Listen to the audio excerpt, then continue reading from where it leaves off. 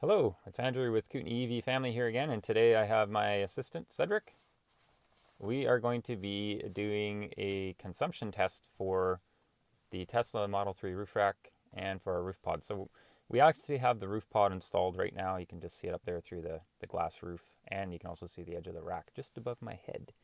So we're going to start with the pod, then we're going to go and take that off, and we'll do the rack, and then we'll do just the bare roof of the car.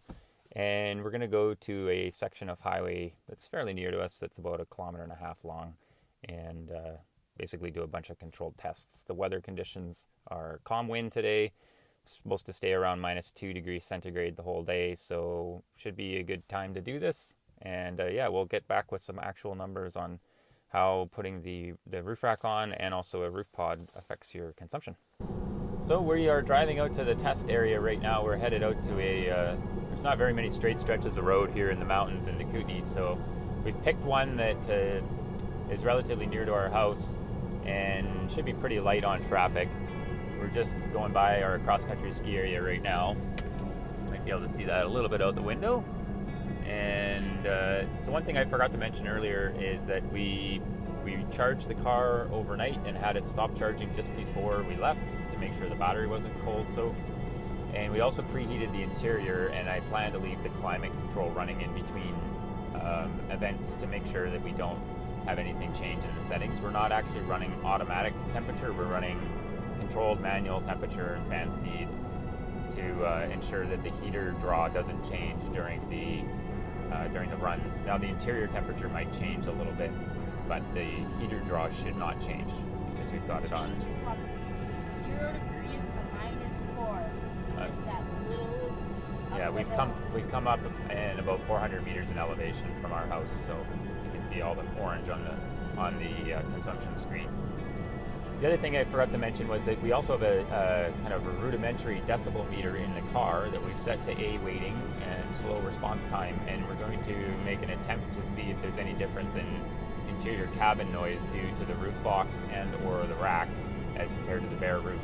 Now, just driving so far, I rather suspect we won't hear any difference because we have the winter tires on right now, and the studded winter tires are, I think, quite a bit noisier than the roof rack. Yeah, I can hear the roof rack a little bit, but not very much. So this is the start of our test straight stretch. We're just getting these guys ahead of us a little bit here. We're going to start at Callbeck Road at the north end and go to the south end.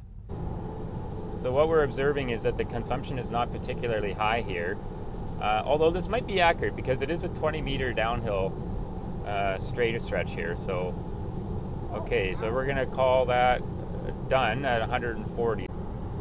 All right, we're doing pass 2 with the roof pod on the top, and we are headed north on this straight stretch. This is slightly uphill, so I expect the consumption numbers to be higher than the other direction. So we're going to run 3 passes in each direction to try and get a better average. We're going to check that on this first straight stretch. We're getting about 1 kilometer, which I think is enough because it's settled. If you Cedric pan over to the consumption there, the consumption settled in to be 270-ish pretty much right away. So I think I'm pretty comfortable saying that 1 kilometer, or a little over 1 kilometer, is enough to get it right.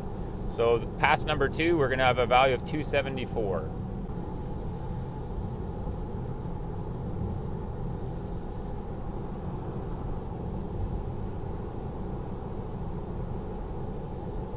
Okay, so we've just been running the decibel meter here set to 70, and it was kicking right around the 70 mark at 100 kilometers an hour with the roof pod on the top and the winter tires.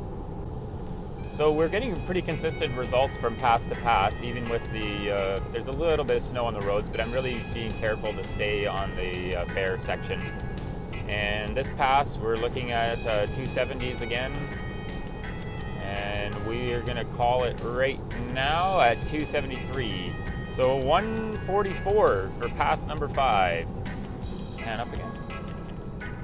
So this is our turnaround spot here at Callbeck Road on the south end. And this is a really nice quiet set of highway. There's only been a handful of cars that have gone by since we've started doing our runs. So now we're doing our last run, headed north. This will be pass number 6. Cedric's getting ready to reset it once we get back up to speed.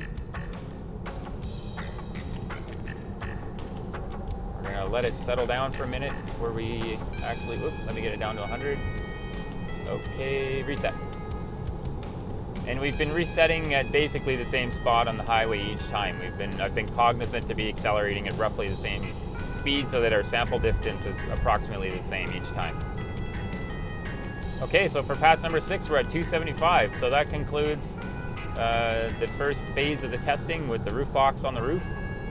And we'll be headed down to town now to go take the roof box off, and we'll come right back up with just the bare racks, and we'll have a look at what the bare racks look like.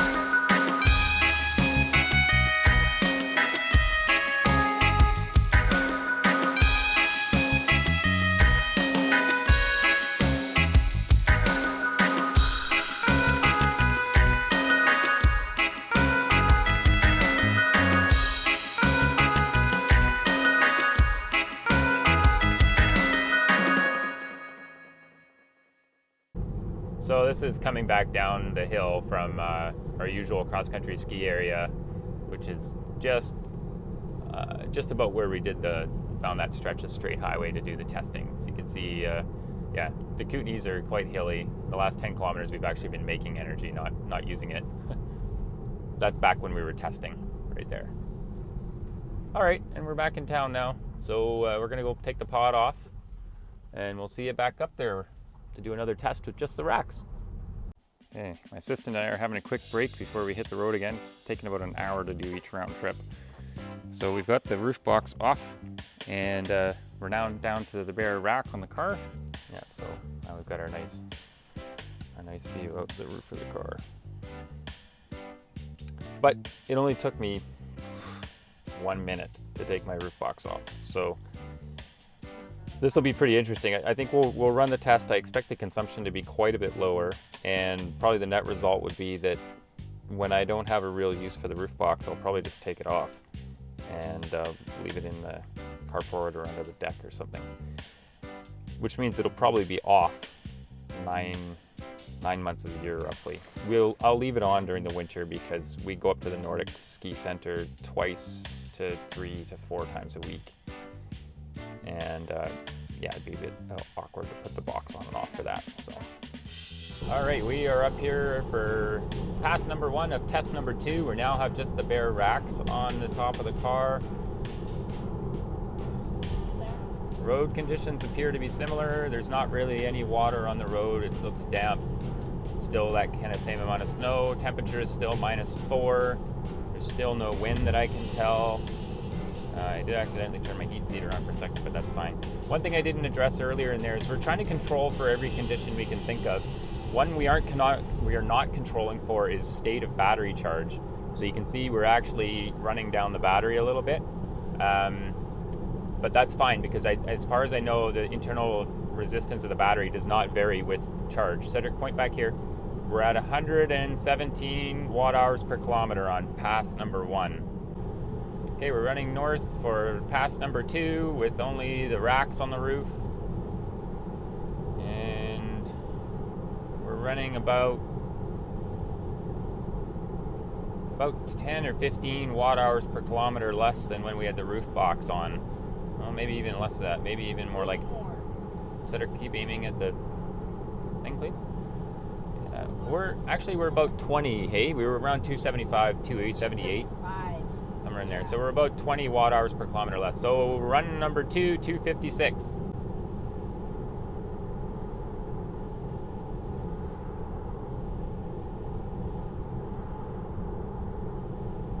All right, we're doing the sound test, and again we had the dial at 70 decibels and it was hovering right around 0. So I think my earlier theory about the sound is correct. There's more sound coming from the tires than there is any from the roof rack. We'll run it again one more time with the roof rack off just to double check, but I'm pretty sure that'll be the same result. All right, we are finishing up pass number 6 here, and looks like we're going to be in the mid 250s again. So just doing some real quick math, 255 plus 125 gives us 260, 380. Divide that by 2 gives us 190 watt hours per kilometer when we cancel out the elevation difference. Okay, we're going to book this one at 254 again, and go ahead and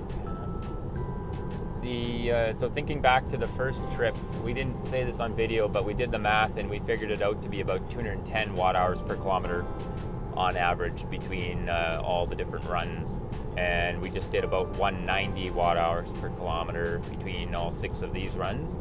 So I'll be curious to see how much we get when we have the rack off. Will certainly be higher consumption than what you would see for rated consumption for the car, considering it's winter, it's below 0, the road's a bit damp, and we've got winter tires on.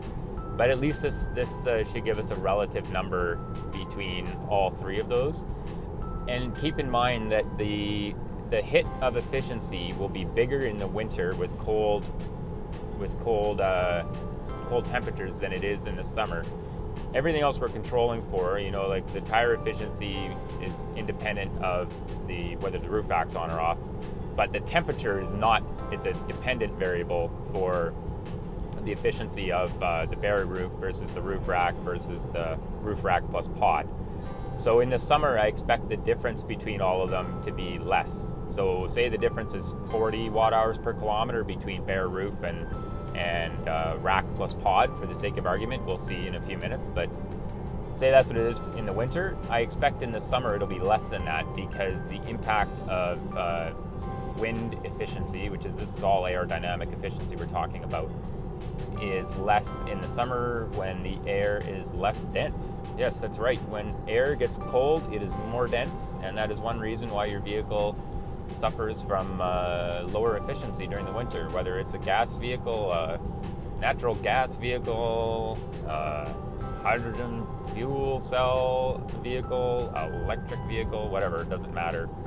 Colder air is denser, and you notice that more in the winter, of course. Okay, we are up for test number 3, pass number 1. We are back to just a bare roof on the car. Temperature is still -4. As far as I can tell, there's generally still no wind. So I feel comfortable saying this will be a pretty comparable run. We're actually consuming about the same as with the roof rack on right now. So we're just about done the first pass, and we're only marginally lower at 120. So that's the end of the first pass. So we'll see what the subsequent passes look like, and it's possible that the rack isn't that much of a hit on efficiency at all. I'm a little bit surprised. I actually thought the consumption was going to be lower with the roof bars off. And it is a little bit lower, but it's not that much lower. Maybe those Aero roof bars are pretty good. So our pass number 2, heading north, 250 watt hours per kilometer. So that's 4 or 5 watt hours. That's 5 less than with the rack on.